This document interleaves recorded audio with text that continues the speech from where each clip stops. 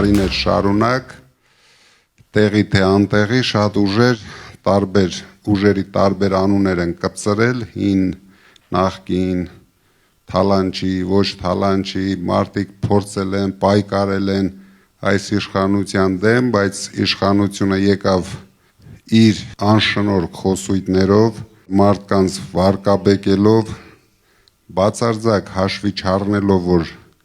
դրանով իրենք մնալու են միայնակ եւ չեն կարողանալու լուծել մեր երկրի խնդիրները, ինչը մենք տեսանք փոխանակ հենվեին թեկուզ եւ նախկին փորձառու մարդկանց վրա, իրենք սկսեցին իրենց զրոյական կետից եւ տարան մեր մի հայրենիքը նվիրեցին, երկրորդ հայրենիքը նույն ճանապարհի վրա են դրել։ Դրա համար որոշեցինք կանգնեցնենք այս process-ները, քանի որ սա ընդհանուր մեր հայրենիքի, մեր ազգի գործն է, մենք ազգովի պետք է վռնդենք սրանց իշխանությունից ու հետո միասին դուք էլ օգնելու եք մեզ կառուցենք ուժեղ Հայաստան։ Մենք պետք է շուտ ջնջենք մեր իրականությունից այս 8 տարին, որ մենք ունեցել ենք։ Դա մեր ազգի խայտառակության տարիներն են։ Ինչքան շուտ մենք մոռանանք, այնքան շուտ կունենանք պայծառ ապագա։ Բայց ուզում եմ զգուշացնեմ, սրանք շատ նենգ են, սրանք շատ համառ են, սրանք կորցնելու բան ունեն, իրենց ատորները, իրենց թալանը, քանի որ այս տարիների ընթացքում վախի մթնոլորտ ստեղծելով մեր ժողովրդի մեջ, վախեցնելով, որ սեպտեմբերին է պատերազմ լինելու, հունիսին է լինելու, հոկտեմբերին է լինելու, իրենք պատերազմները բերել են, իրենք պատերազմները պարտվել են, հիմա բոլորը մեղավոր են, բացի իրենցից։ Բացի իրենցից, մեր վերջին 30 տարիների ընթացքում ոչ մեկը պատերազմ չի պարտվել։ Այս մարդը եկավ, միանգամից 3 պատերազմ պարտվեց, մեր ժողովրդին նվաստացրեց, հիմա ամբողջ հայ ազգ, ամբողջ աշխարհում վստահ եղեք իրենց տեղը չեն գտնում, որովհետև առաջ մենք ունեինք մի հույս, մեր հայրենիքներ, բոլորը հասկանում էին, որ իրենց լավ ու վատ օրվա տեղը կա, այսօր ոչ մեկը չի հասկանում, Սփյուռքին բացարձակ կտրել են Հայաստանի իրականությունից, քանի որ Սփյուռքում դուք գիտեք ավելի համառ մարդիկ կան, իսկ ներսում մտցրել է տոտալ վախի մթնոլորտ, բոլոր բիզնեսմենները վախեցած են, ես չեմ էլ հասկանում ինչից են վախեցած, բոլորի վրա հարյուրավոր քրեական գործեր են հարուցել, բոլորի ընտանիքները հետապնդվում են, էլ դուք ինչ ունեք կորցնելու, են որ ասում են բացի ձեր շղթաներից, բոլորին մենք պետք է զարթնեցնենք, բոլորը պետք է դուխով, ձեր նման դուխով, Հարութի նման դուխով, դա կոչվում է հայրենասիրություն, իրոք մենք հիմա հայրենասեր մարդկանց կարիք ունենք, դուք գիտեք, որ ես էլ շատ լավ կյանքով էի ապրում, երևի աշխարհի մակարդակով շատ լավ կյանքով էի ապրում, ես էլ երբ որ տեսա որ մեր երկիրը տանում են կործանման, մեր երկիրը տանում են թրքացման, ոչնչացնում են մեր բոլոր ինքնությունները, այսինքն մի քանի տարի հետո կարող է մենք զարթնենք եւ մեր գլխավոր գործունեությունը դառնա նամազը։ Մենք շատ հեռու չենք դրանից, ձեզ չթվա թե ես ձեզ վախեցնում եմ, այս մարդիկ այսօր մենք ներկայացրեցինք մեր ժողովրդագրական տվյալները, դուք ինձ թվում է ինտերնետում տեսնեք ու լսեք, ինչ անմխիթար վիճակում են գտնվում, մեր շրջաները ինչ վիճակում են գտնվում, սրանք միայն երկել պարելով ուզում են երկիր կառավարեն, սրանց միայն փորները կուշտ լինի, հակները շոր լինի ու մի հատ անորակ երաժշտություն միացնեն, տպավորություն են ստեղծում, որ մեր երկրում ամեն ինչ շատ լավ է, մնացել է երկելն ու պարելը, բայց իրանք սխալվում են, իմ ու Հարութի ու մեր մյուս գործընկերոջ Նարեկի հետ վրա սխալվել են, մենք շատ համառ ենք, մենք շատ ճիշտ ճանապարհի վրա ենք, մեզ դուք տեսնում եք միացել են նաև շատ հարգված ուժեր, ես նորից եմ ասում, մենք կարող էինք դաշին կազմել բոլոր ուժերի հետ, մենք չգնացինք այդ ճանապարհով, որտեղ բոլոր ուժերը տարիների ընթացքում թողել են իրենց թե լավ հետքը, թե վատ հետքը, մենք ուզեցինք հեռու մնանք այդ վատ հետքերից, չնայած դուք լսեցիք, մեզ իրենք էլ են աջակցում, բայց դաշին կազմեցինք միայն նոր դարաշրջանի հետ և միավորված հայերի հետ, որ միասին կառուցենք իսկական նոր դարաշրջան մեր երկրում, նույնիսկ այդ անունը այնքան ճիշտ է ընտրված մեր ապագայի համար, դրա համար մենք ուժեղ Հայաստանով կառուցելու ենք նոր դարաշրջան միասին։ Ես հիմա փոխանցեմ Հարութին, ինքն էլ կասի իր խոսքը եւ ուրախ կլինեի, եթե մենք հարց ու պատասխանով շարունակենք, եթե հետաքրքրող հարցեր կա։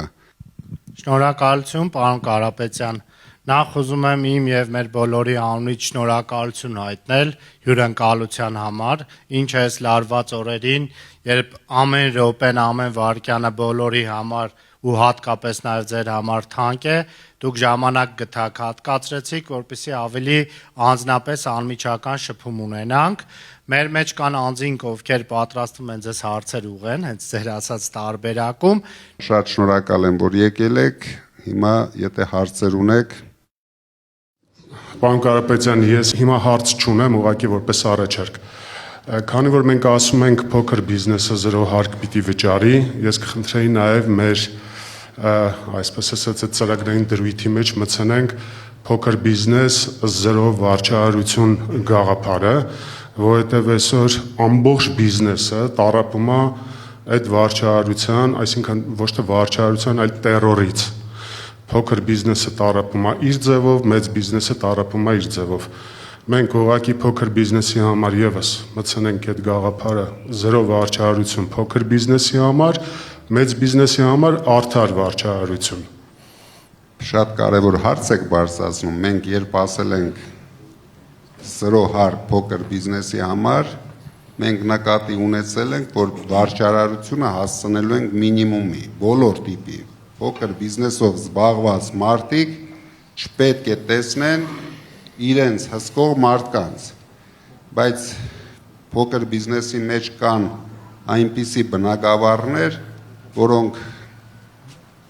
ուղիղ կապ ունեն մարդկանց կյանքի հետ։ Ու ասենք,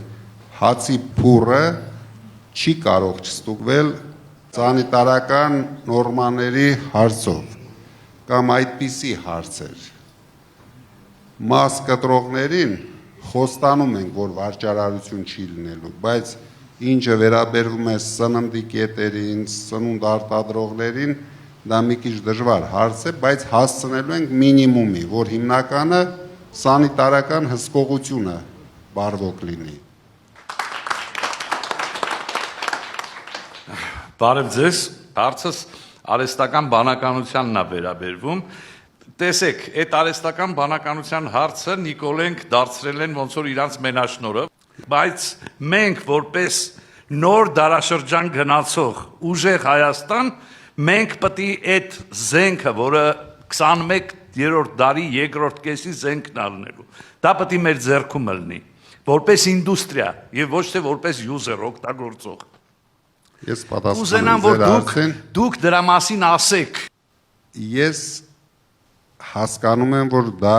պետք է լինի մեր երկրի զարգացման ապագան։ Առաջ երթին ուզում եմ ձեզ ասեմ, որ մի հավատացեք, թե ինչ որ մեկը գալիս է Հայաստան, մեկը 500 միլիոն, մեկը 9 միլիարդ, մեկը 5 միլիարդ, 8 տարի այս մարդիկ եղել են իշխանության։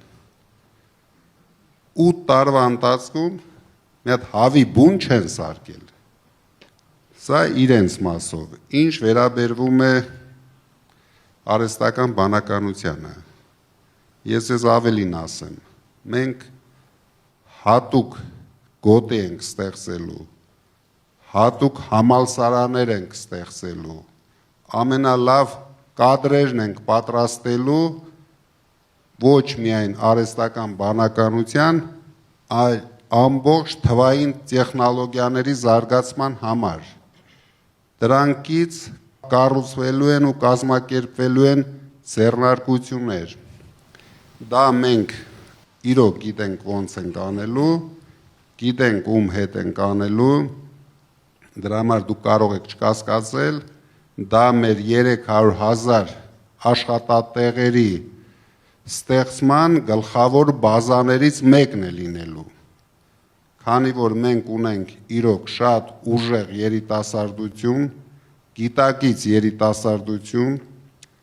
ու քանի որ դա շատ բարձր վարձատրվող աշխատանք է, մենք ամեն ինչ անելու ենք, որ գնանք բարձր վարձատրվող աշխատատեղեր ստեղծելու ուղղությամբ։ Մենք իրավունք չունենք լինենք թույլ, ոնց որ հիմա ենք, եւ իրավունք չունենք լինենք աղքատ, ոնց որ հիմա ենք։ Դրա համար դա մեր գլխավոր ուղղություններից մեկն է լինելու եւ դուք 5 տարի հետո նորից կհիշեք ձեր հարցը։ Տեսեք, միգուցե էլեկտորալ իմաստով այդ բարձր տեխնոլոգիաների, բիոինժեներիայի, արհեստական բանականության հետ կապված մարդիկ քիչ են, բայց մեկը դրանք այն մարդիկ են, այն գրագետ մարդիկ են, որոնց կարծիքի է։ Բայց դուք ասիք մենք ունենք, կոնկրետ մենք ունենք։ Մենք ունենք, թիմում ունենք, երկրում էլ ունենք, երկրում էլ ունենք։ Ես ասեմ, բոլոր բնակավարներում, թե անվտանգության, թե տնտեսության, թե արհեստական բանականության, մեր մոտեցումները լինելու են բոլորովին այլ։ Մենք հույսներս չենք դնելու միայն մեր վրա, մեր Հայաստանի հայկական պոտենցիալի վրա, մենք հույսներս դնելու ենք մեր սփյուռքի պոտենցիալի վրա, մենք հույսներս դնելու ենք միջազգային արդեն հաջողված խոշոր կառույցների վրա։ Բոլոր բնակավարներում մենք ունենալու ենք լուրջ խորհրդատվական կազմակերպություններ, ովքեր մեզ օգնելու են մեր երկիրը շատ արագ այս աղքատ վիճակից հանել, որովհետև ես հասկանում եմ, որ Հայաստանը փոքր շուկա է, փոքր դաշտով, ինչ կանել աշխարհի ամենազարգացած գիտելիքներով մարդը լինի, այստեղ ոչինչ չկա, փորձը չկա, մեզ պետք է օգնություն այս հարցերում։ Դա մենք արել ենք մեր կյանքում։ Ես ամբողջ բիզնեսը կառուցելիս միշտ դա արել եմ միջազգային ստանդարտներին համապատասխան։ Եթե մենք լսենք մեր մտավորականներին, ովքեր կեղտոտված չեն, ովքեր այսպայն քաղաքականության մեջ չեն ու ուզում են ունենալ ուժեղ ու փրկված Հայաստան, մեր փրկությունը կլինի եւ նաեւ PR տեսանկյունից բավական մեծ արձագանք կարող է լինել։ Մշակույթի մարդկանց մենք չպետք է խնդրենք, մենք չպետք է աղաչենք, որ դուք պետք է առաջնորդեք այս պայքարը։ Իրենք ոչ թե պետք է գան մեզ օգնելու, իրենք պետք է առաջնորդեն պայքարը։ Ինձ ոչ մեկը չի խնդրել, որ մտի պայքարի, ես բանտի խցում եմ որոշում կայացրել։ Ֆերոյանի ու մեր մյուս փաստաբաների հետ քննարկելով մենք որոշեցինք ստեղծենք շարժում, որը քաղաքական չէր, որպեսզի այս մարդիկ հասկանան, որ հաջորդ քայլը իրենց համար վտանգավոր է լինելու։ Հիմա վստահ եղեք, գլխներին են տալիս իրենց արած քայլի համար։ Բայց ինձ ոչ ոք չի խնդրել դրա համար։ Նույնիսկ Ֆերոյանը չի խնդրել։ Դա քո կամքը պետք է լինի։ Հիմա եթե կա ուժեղ Հայաստան եւ գլխավոր հաղթող ուժ, այդ մարդիկ իրեն գիտեն դա, պետք է քայլ անեն,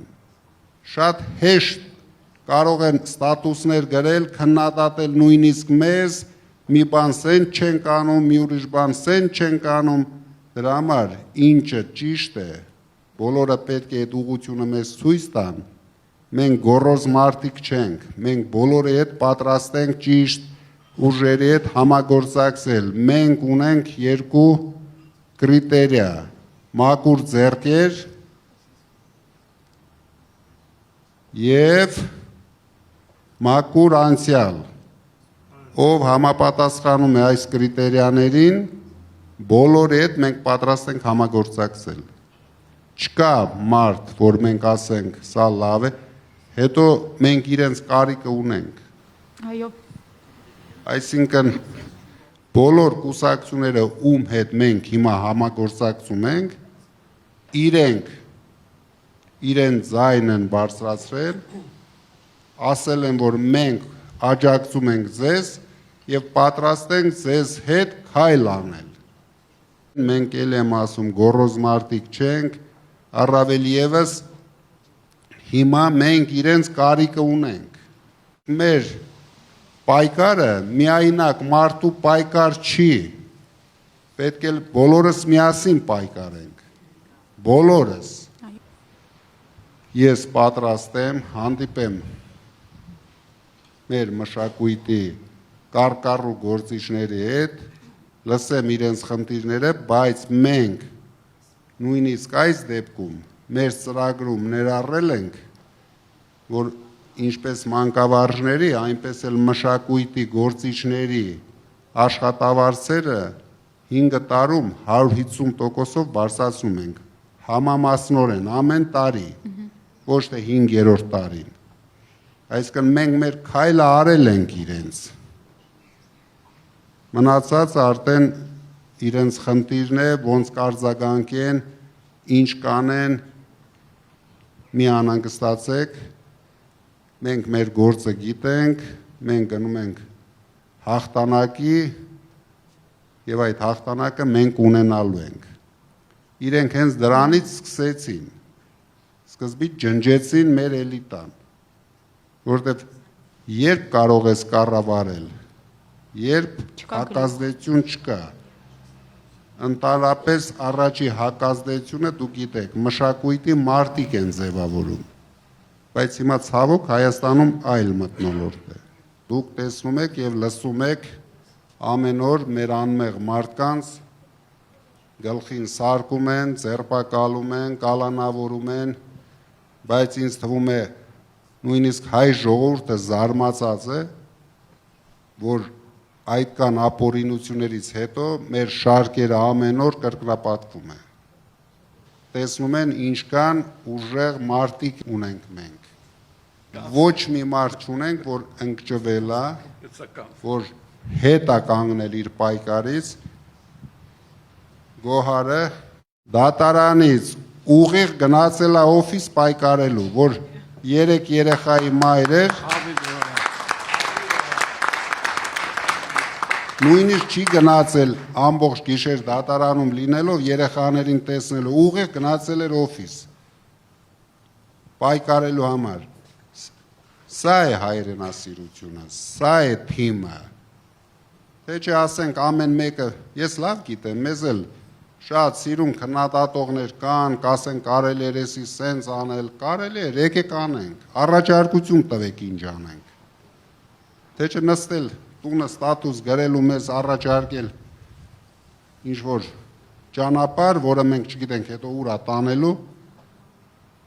դրա համար մենք մեր ճանապարհը գիտենք, այն որ ասում են սաղ կենա հարուտը, իրար հետ գնում ենք,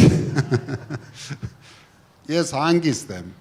հարուտը ինձ խոստացել է բացարձակ հաղթանակ, դրա համար ես դա չեմ մոռանալու, Հենվելու եմ Հարութի խոսքերին, մեր բոլոր գործընկերների խոսքերի վրա ու գնում ենք առաջ։ Շնորհակալություն, որ դուք ձեր տակ տեղը թողեցիք եւ եկաք Հայաստան։ Եվ իզուր չի, որ այսօր ձեր կողքին մեր ուժեղ Գոհարն է, մեր Արմենը եւ մեր Հարութը։ Մենք, պարոն Կարապետյան, ամեն մեկս մեր տեղում կանենք ամեն ինչ, որ ամեն ինչ ավելի քան լավ լինի։ Առաջին հարցը, դուք կարող եք շատ կարճ պատասխանել։ Մենք կարողանում ենք տեր կանգնել մեր ձայներին, սա առաջի հարցը։ Միջև հիմա մեզ ասում էին, որ մենք զայները հավաքելու ենք տանք Քոչարյանին, որովհետև մեզ չեն գրանցելու։ Հետո կամաց ասեցին, մեզ չեն գրանցելու։ Խելոք գրանցեցին։ Հիմա ասում են, մեզ դուրս են շպրտելու։ Գիտեք ինչ, մենք մեր պայքարը շատ վստահ տանում ենք առաջ։ Ինչ կանեն, մենք հակաքայլերը ունենք, անելու ենք հակաքայլեր։ Կա գործիքակազմը։ Ընտրախախտումները չլինելու համար եմ ասում։ Ընտրախախտումները բոլորից սա կախված։ Պարզ է, մենք շատ լավ գիտենք, շատ լավ հասկանում ենք, մի տան վրա միջև 50, դաժե 300 մարդ են ձևակերպել, նախորոք իրենք ամեն ինչը պատրաստել են, դա նշանակում է մեր առավելությունը պետք է լինի դրանից ավել, որ մենք, մեր թիմը միշտ ասում է, մենք գնում ենք բացարձակ հաղթանակի, դա էլ նկատի ունենք, որ իրենք անելու են ապօրինություններ, ամեն օր անում են, չկա օր իրենք մեր նկատմամբ ապօրինություններ չանեն, տարբեր տեսակի, բայց դրանով էլ գեղեցկացնում է մեր ընտրական պայքարը, ապօրինությունը արտարության հետ, աղքատությունը հարստության դեմ, մեր ժողովուրդը պետք է ընտրի, սրանք մեր երկիրը տանում են աղքատացման, հայաթափման։ Այսպեսի մի հարց, ելնելով այն ամենից, ինչ որ մենք այսօր տեսնում ենք, եթե նույնիսկ մենք վերցնում ենք սահմանադրական մեծամասնություն, հնարավոր է, որ Նիկոլ Փաշինյանը չհամաձայնվի եւ մարդկանց հանի արճակատման։ Ասեմ ավելին, ելնելով ընդհանրապես աշխարհում պատմություններից, շատ հնարավոր է իր բարեկամներ Ալիևը կամ Էրդողանը ինչ-որ զորքերի տեղաշարժ անեն դեպի Հայաստան, որը որ կբերի ասված ոչ անի քաղաքացիական պատերազմի։ Մենք ունենք պատրաստի այն գործիքակազմը, որ կարողանանք հետևել եւ կառավարել այդպիսի բան չլինելու համար։ Ամենակարևորը Նիկոլ Փաշինյանը այսօր ունի աջակցություն, մեր ժողովրդի աջակցությունը։ Ինքը իր եղած-չեղածը լցնում են ավտոբուսի մեջ, պարելով գնում են ինչ-որ շրջաներ ղժղժալու։ Սա է իրանց ընդամենը գործելավոճը, իրենք չունեն մարդ, իրենք ոչ մի ձևի հնարավորություն չունեն պայքարել մեր դեմ այդ ճանապարհներով, ինչ վերաբերվում է Էրդողանին ու Ալիևին, նրանք այդ փորձերը անում են իրենց մարզպետի հետ, նրանք այդքան խելք ունեն մեր գալու դեպքում նույնիսկ չմտածեն դրա մասին։ Իրենք նշանակել են իրենց պատկերացմամբ իրենց մարզպետը Հայաստանում եւ իրենց մարզպետի հետ անում են ինչ ցանկանում են, բայց դժվում է մեր ժողովուրդը, մեր երկիրը, դրա համար դուք դրանում կարող եք ընդհանրապես հանգիստ լինել, անմիջապես է փոխվելու, անմիջապես ամեն ինչ փոխվելու է, մենք մեր կռացած մեջքը ձգելու ենք, հայ մարդը պետք է նորից հիշի, ինչպես էր ինքը 8 տարի առաջ, այս 8 տարվա կռացած վիճակից մենք դուրս ենք գալու, դա միակ ձևն է, որ Նիկոլ Փաշինյանին ուղարկենք վարչապետի հետ Ադրբեջանի շրջանները համերգ տալու, Նույնիսկ ես չեմ հավատում, որ Հայաստանի շրջանները ցանկություն կունենան նրա գլխի տմտմպոցներին նայել։ Շնորհակալություն եւ մի առաջարկություն Yandex տաքսի քշողները շատ են մեր Հայաստանում, որոնք որ պաշտոնապես գրանցված չեն։ Իրոք շատ են, տասնյակ հազարավոր։ Եթե ձեր մակարդակից Շատ լավ հարց եք տալիս, մենք հնչեցվի, այդ հարցը նայել ենք, ուսումնասիրել ենք։ Իրոք անարտարությունը կա Հայաստանում եւ մենք միանգամից ուղղելու ենք դա, որովհետեւ ցանկացած աշխատանք դա պետք է համարվի աշխատանք։ Իրենց համար դա կլինի ստաժ։ Միանգամից, նույն օրը, նույն ամիսը։ շնորհակալություն։ Պարոն վարչապետ, ոչ մեկ ձեզ չասեց վարչապետ, ես 40 տարվա բժիշկ եմ, մի քիչ ապագան տեսնում եմ, էլի դրա համար ասում եմ, պարոն վարչապետ։ Շնորհակալություն։ Պարոն վարչապետ, որ նայում եմ ձեր աչքերին թախից կա, սրտի մեջ ուրախություն եւ սեր կա։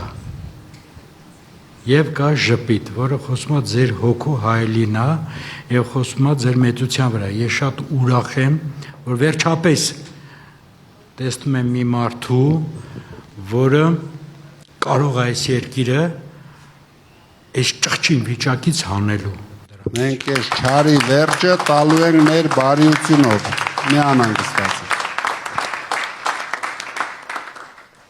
Բարև ձեզ, պարոն Կարապետյան, մի հատ հարց էլ ես հնչեցնեմ։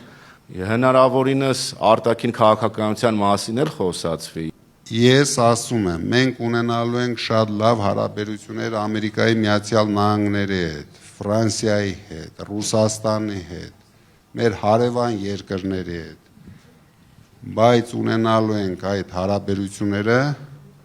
մեր ազգային շահերից ելնելով։ Մենք ցանկացած հարաբերությունից պետք է օգուտ ունենանք, մեր երկիրը պետք է օգուտ ունենա, մեր ժողովուրդը օգուտ ունենա։ Չգնանք, նկարվենք, դուք պատկերացնում եք ինչքան գումարներ են ծախսում ամեն տուրիստական ճամփորդությունների վրա։ Գնում են, լուրջ նստում, իրենց համար տաշ-տուշ անում, գալիս են ծախսելով բյուջեի փողերը։ 8 տարվա մեջ ես իրեն կոնկրետ առաջարկություն եմ անում։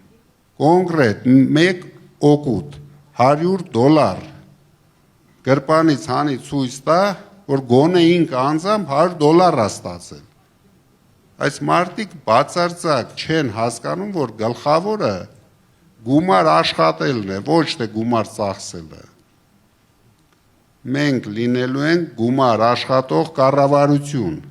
Իրենք ընդամենը մեկ ձևով են գումար աշխատում։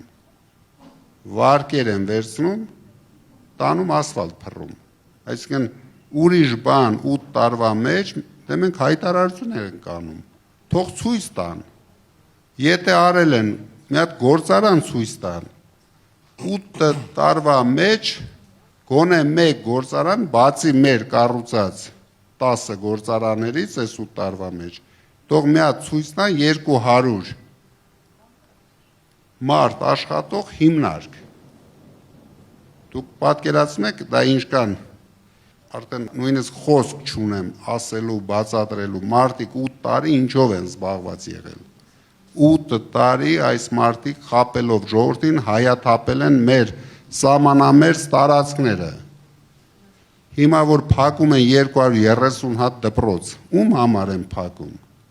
Պարզ չի, որ ադրբեջանցիներին բերելու են այդ դպրոցներում ուրիշ ինչ կա անելու։ Պարոն Կարապետյան, նաև այս առումով հենց եվրոպական միության հետ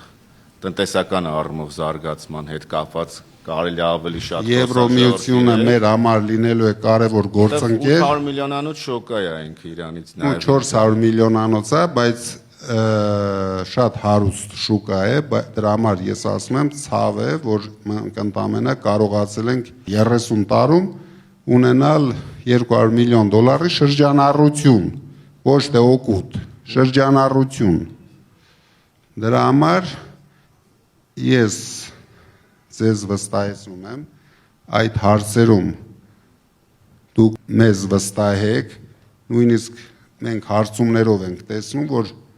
բնակության մոտ 2/3-ը այդ հարցերում մեզ վստահում է, որ տնտեսությունը մենք լավացնելու ենք։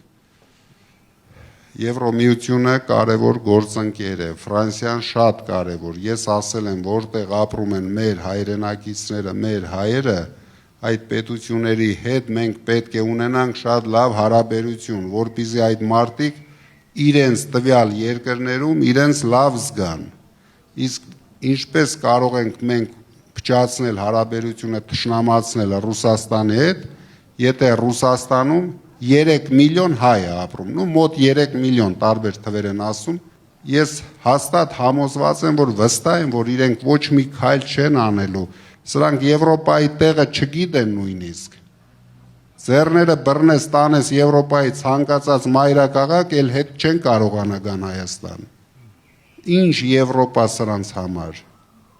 Այս հարցում նաև Սփյուռքի դերակատարումը ինձ թվում է օգուտ կտա նաև։ Դες Սփյուռքը մեր գլխավոր, մենք միշտ հայտարարում ենք, մեր գլխավոր պոտենցիալն է։ Չօգտագործել այդ հնարավորությունը,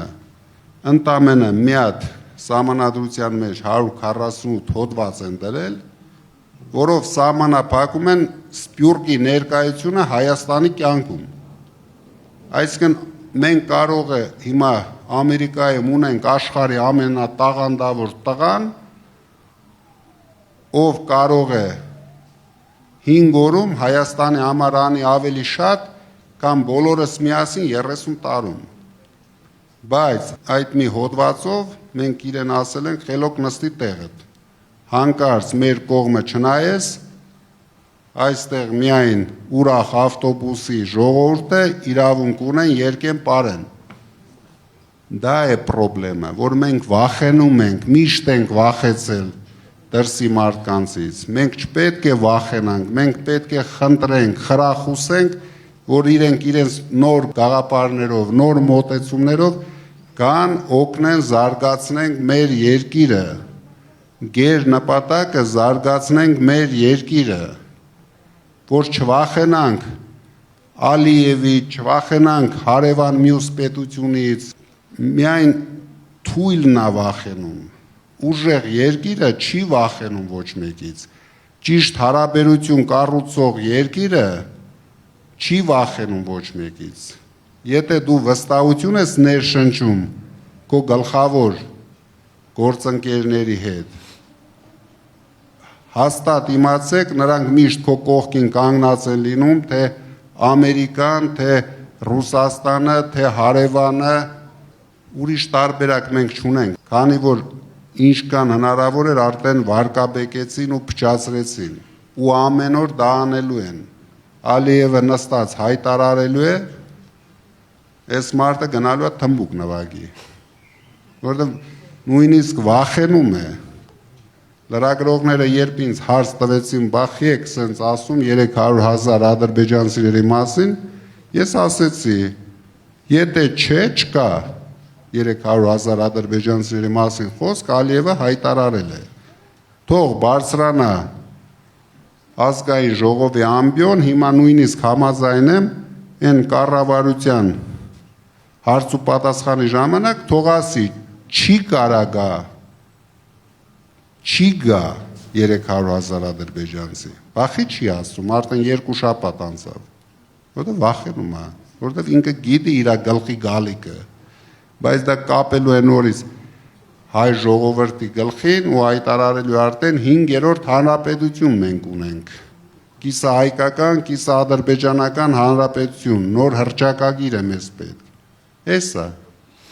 ամբողջ բնութագիրը սա էր։ Շնորհակալ։